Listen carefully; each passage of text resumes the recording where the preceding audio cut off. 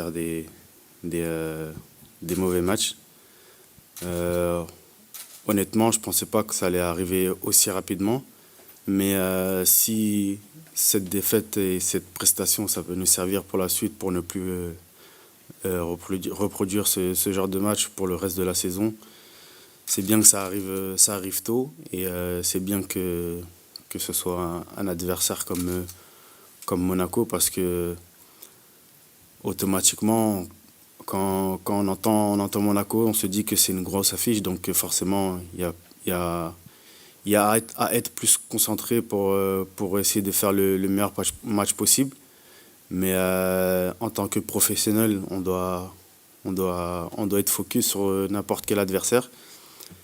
Et je pense que le match de dimanche, ça doit nous remettre tout de suite dans le bain et se dire qu'on a ok, fait une erreur le week-end dernier, mais qu'on doit vite switcher et se rattraper sur ce match-là.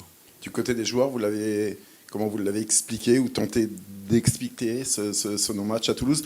Vu d'en haut, on a senti quasiment un peu de temps après le coup d'envoi que le HAC n'y était pas et voilà, ça s'est confirmé quasiment jusqu'au bout. Oui, comme j'ai dit, on a raté notre match. Maintenant, c'est passé. On ferme cette page. On en ouvre une autre qui arrive dimanche. Ça va être un match très important.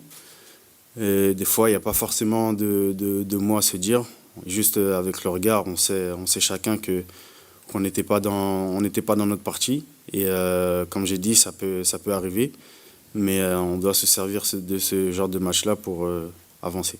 Monaco, à Monaco, il est possible de mettre une pièce sur une grosse sensation, une victoire du HAC. Est-ce que vous croyez ça possible, sachant que Monaco, comme tu le disais, a un effectif très large. Monaco fait un gros début de saison en championnat et en Ligue des Champions. On est professionnel. Le match se joue 11 contre 11. C'est vrai que c'est le genre de match-là qu'on a tous envie de jouer. Et personnellement, moi, c'est un match qui me motive, parce que se confronter à ce genre d'équipe-là, ça doit nous montrer de quoi on est capable. Et je pense qu'on l'est. On a les qualités pour. On a les joueurs on a les joueurs et l'effectif pour embêter pas mal d'équipes. Je pense que on doit se focaliser sur nous, même si on sait qu'il y a beaucoup d'armes chez eux. Il y en a aussi chez nous, et on doit se servir de ça pour essayer de faire le meilleur match possible et pourquoi pas l'emporter. Avec 2 victoires et 2 défaites, est-ce que pour le moment, vous estimez que votre début de saison est honnête, voire réussi? Ouais, pour le moment, il est assez correct, parce que, hormis la prestation contre Toulouse, il y a eu quand même du bon contenu jusque-là. Donc je pense que la place au classement, elle est méritée. Après, c'est qu'un début. On doit continuer sur ce qu'on a bien fait, et les choses qu'on a mal fait, les gommer pour essayer de grappiller le maximum de points possible. À titre personnel, toi, tu te sens comment? On a le sentiment que tu te retrouves réellement le niveau qui était le tien avant que la carrière soit un peu freinée pour diverses raisons. On a le sentiment de retrouver le Abdoulaye Touré peut-être de la période nantaise. Bah écoutez, je suis dans un club où on me fait confiance. J'ai un coach qui me fait confiance. J'ai des partenaires qui me font confiance. Donc automatiquement, quand tout est mis en place pour un joueur, c'est plus facile. J'arrive à m'exprimer. J'ai des partenaires autour de moi qui sont aussi de qualité. On a un groupe qui fonctionne bien, donc j'ai tout pour m'épanouir ici. Peut-être qu'auparavant, c'était pas trop le cas. Aujourd'hui, je suis dans un environnement qui me plaît. Donc pour moi, c'est tout bénef. Finalement, en arrivant au HAC la saison dernière, finalement, tu as été gagnant sur tous les tableaux. Tu as retrouvé, comme tu dis, une équipe où tu as la confiance du coach, de tes partenaires. Tu as retrouvé du temps de jeu. Tu as trouvé pour la première fois l'équipe nationale de la Guinée. Il y a eu la CAN, il y a eu les JO. Là, tu fais un début de saison canon. Voilà, je dirais le projet initial de signer au Havre. Il correspond réellement et peut-être même un peu plus à tes attentes. Non, jusque-là, je vais pas me plaindre. Dieu merci, tout va bien. Je n'ai pas eu, hormis la CAN, j'ai pas eu de blessure non plus. Donc, comme j'ai dit, pour le moment, tout se passe bien. Et après, vous savez, quand dans la vie en général, tout se passe bien et que tu es entouré de bonnes personnes et de gens, de personnes intelligentes, automatiquement, ça se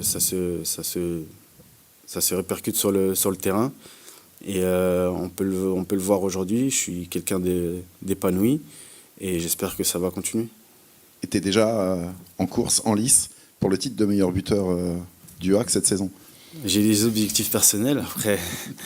Combien de buts? 15, 20? Je vais pas me fixer de limites, mais c'est pas forcément mon objectif premier. Après, s'il faut enchaîner les bonnes perfs plus soigner ses stats, je suis preneur. Bonjour Abdou. Est-ce que vous avez regardé le match de Monaco hier soir et comment vous vous sentez après avoir vu ça? Est-ce qu'on est excité d'affronter une équipe qui a fait tomber le Barça? Est-ce qu'on la craint un petit peu? Quel est votre état d'esprit? Moi personnellement, j'ai vu le match. Je pense que ça saute aux yeux. On a vu une équipe de Monaco très, très dynamique. Une équipe qui est constamment en train d'harceler le porteur de balle. Il y a de la qualité. Ils savent presser l'équipe quand ils n'ont pas le ballon. Ils savent la garder quand il le faut aussi. Sur toutes les lignes, il y a des bons joueurs. Après, c'est normal. C'est un club comme Monaco. Je pense qu'ils ont l'ambition de viser très haut cette année. Mais bon, après, comme j'ai dit, on a nos armes aussi. Un match, c'est 90 minutes. On va aller là-bas avec beaucoup de confiance, même si on sort d'une défaite. Mais comme j'ai dit, la page, elle est tournée. On regarde devant nous. Et le match de Monaco, c'est une très belle étape. Contre Toulouse, on a eu le sentiment qu'après le premier but, l'équipe avait un peu plongé, avait un peu perdu pied. Vous avez pris vague sur vague. Et toi, tu es rentré dans cette période-là du jeu. Comment tu l'as vécu sur le terrain?